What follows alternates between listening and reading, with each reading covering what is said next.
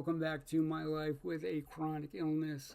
I'm James, and it is great to be back. It's been a long time, and I'm glad to be back on here.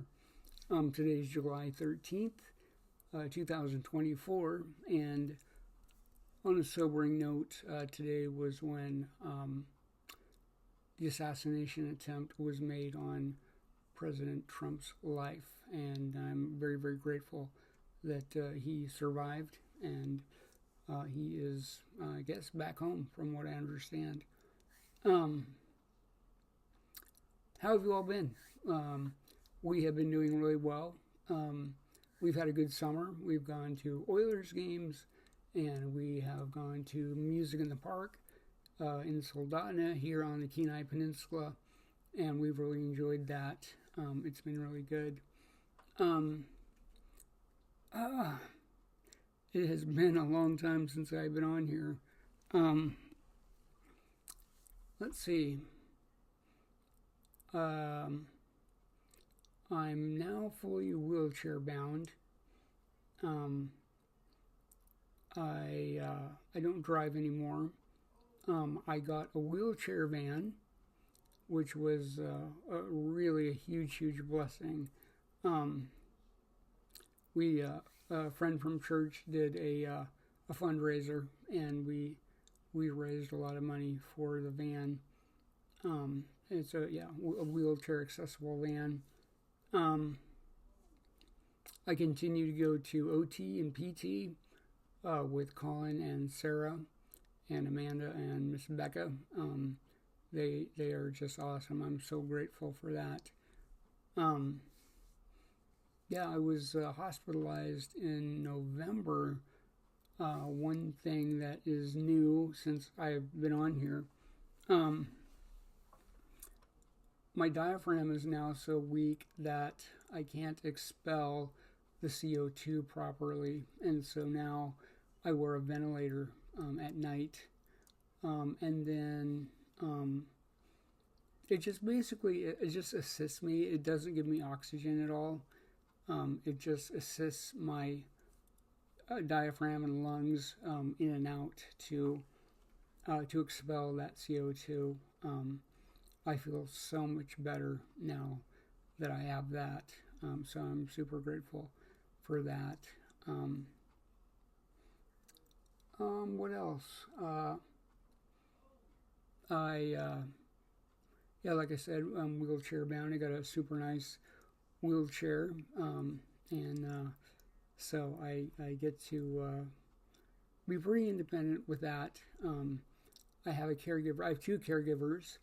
One comes Monday through Thursday, and then I have one on Friday, and they are great guys. I'm so grateful for them. They drive me wherever I want. They take me to Bible study on Wednesdays. They take me to appointments, and like I said, they take me wherever I want to go. And then, of course, Mercy and Ezra have just been amazing. It's so good to be surrounded by people who my support, people who love and care for me. After we watched the news all day, after we heard about the assassination attempt on President Trump, and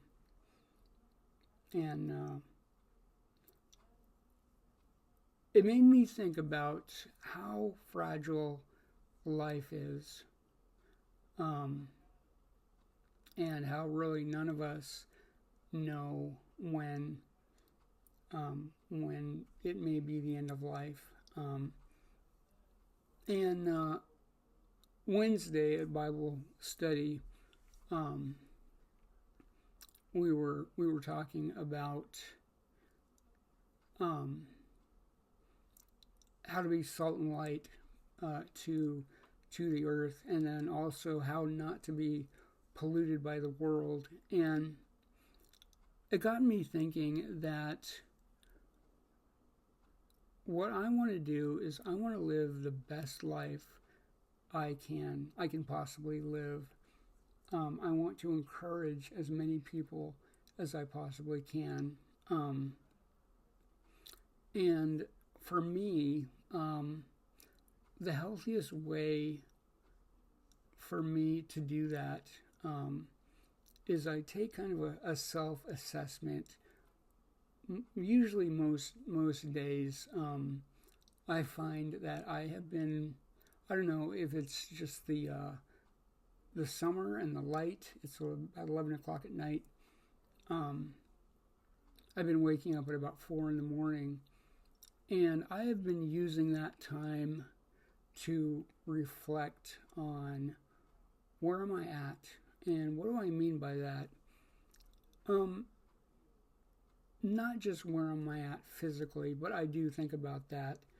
The losses, the things that I've lost, how I'm feeling about those things.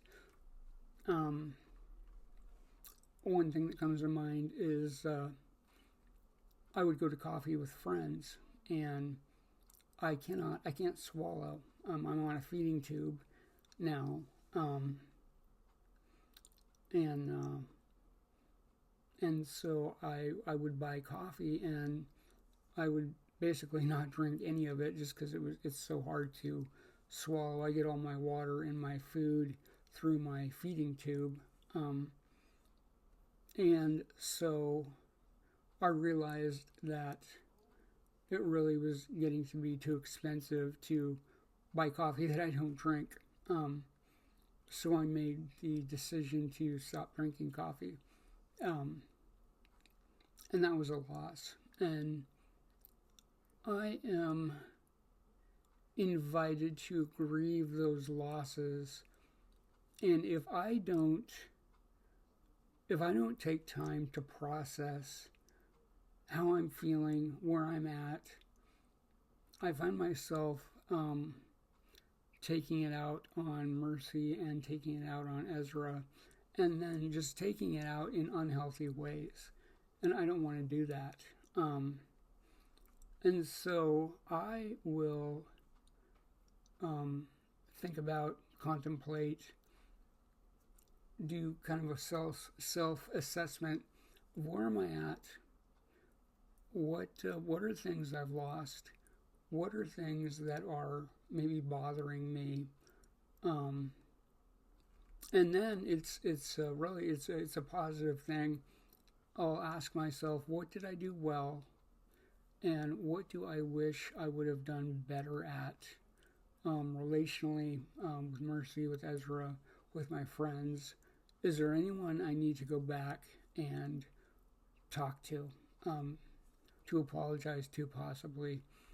How am I doing in my thought life?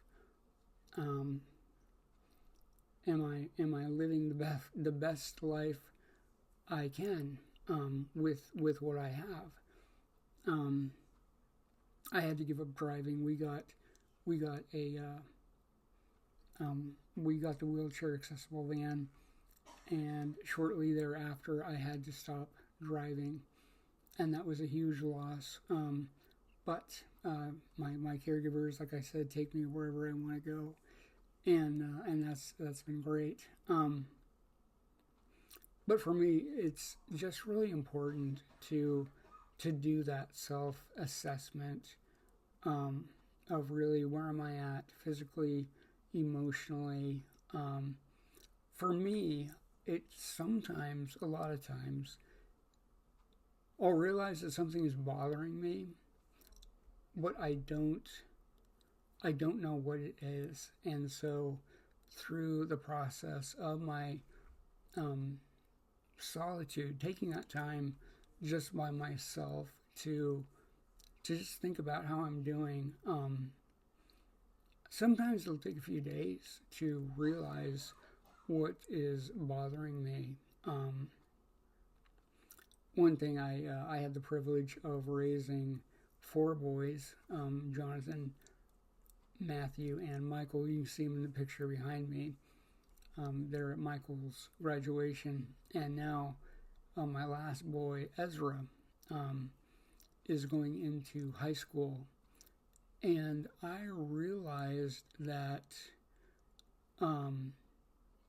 he's gone. He's extremely healthy, hungry, and full of life, and he is on the go a lot. But I realized that my last boy is getting further and further away from the nest. And I've been invited to grieve the loss of my last boy not being a little boy anymore. Now, I absolutely love that he's on his bike, he's playing soccer, he's on his four-wheeler, he's healthy, he's so smart, all my boys are. But just my last boy is getting further and further away from the nest, from the home. And I have been invited to, excuse me, think about that and grieve that. And I know there's so much cool stuff ahead, but still realizing the loss of that, and being grateful for the time that I did have, the things that I did get to do, but also the regrets that come with that, the things that I wish I would have done differently, the time I can't get back, and accepting and feeling, allowing myself to feel the sadness of what's lost and what is gone, even in the midst of great anticipation of amazing things to come. It's been really good, and healthy for me, just in that solitude to think about these things. And I guess I would encourage you each to do that. Maybe for you it might be weekly. For me, it tends to be more of a daily self-assessment of where am I at, what am I doing, do I need to make amends, what did I do well, what do I wish I would have done better, and how I'm doing relationally with my family, with my friends, and then making goals, things I want to do. This fall I'm going to be taking a college course through UAA to I'm going to be advocating, that's the word, advocating for people with disabilities. And so I'm super excited about that. It's a 9-month class, course, and so it's going to be really cool to do that.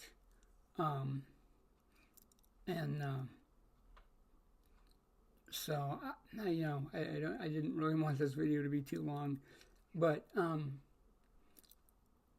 it's just really good to be back on here, and I want to encourage each of you, and I hope you with disabilities will take the time to do self-assessments and to admit the losses and to open yourselves up to the help.